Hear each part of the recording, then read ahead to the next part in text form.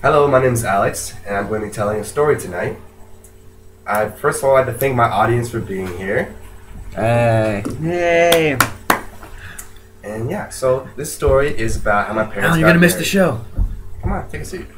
Come on. So my mom always says that the first rule of genetics is to spread the genes apart. And the reason why I'm so handsome is because my parents come from two different continents. My dad's Greek, and my mom's American. My dad was raised on a lemon farm, where his parents raised chickens and lemon trees and olive trees. And while my mom was raised in Bellevue, Washington, where her and her siblings went to private schools all growing up, they all went to college, and they all received a bright, shiny 1967 Alfa Romeo for their 16th birthdays. So they come from very different places, and we have very different backgrounds. And so it really is kind of a miracle that I'm here today. So it seems like fate was the magical ingredient that was used to make things happen. So the story starts off with my dad living in Greece, and he really wanted to get out of the situation in Greece, though things weren't looking very good for him. He didn't want to be a farmer, and he wanted to have more, and he wanted to explore the world. So he worked really hard in high school, and ended up getting accepted into a university in the U.S. The only problem was he didn't really speak English very well, so he cheated on his exam, and he'll admit to that to this day. But he cheated on his exam, got in, and did really well at the university. But because he didn't speak English, he had to translate all of his books from English into Greek by hand. After graduating from the University of Buffalo in New York, he was asked to come to the University of Washington to study chemical engineering for his master's degree.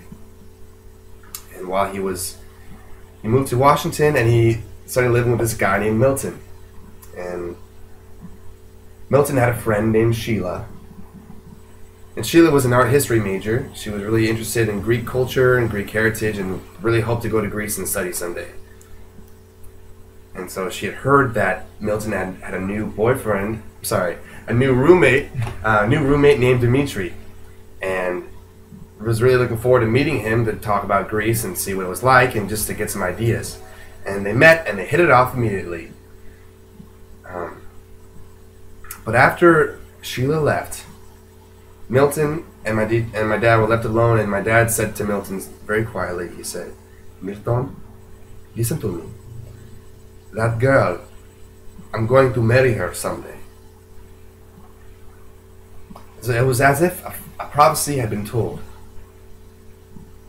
So they started hanging out more, talked more about Greece, and started to get to know each other more, and eventually, started going out for coffee and going for walks in the Arboretum, and some of those kind of dating type things. And eventually they really started to fall in love with each other. And the sad time came when my dad had to go back to Greece to do his military time, because the Greek government insists that you spend 2 years in the military if you ever want to go back to Greece, if you immigrate.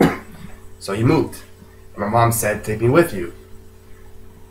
But without speaking any Greek, she learned her first 10 words on the airplane, which were 1, 2, 3, 4, 5, 6, 7, 8, 9, 10. And was planted in Athens, got a little apartment, got a cat, started teaching English lessons.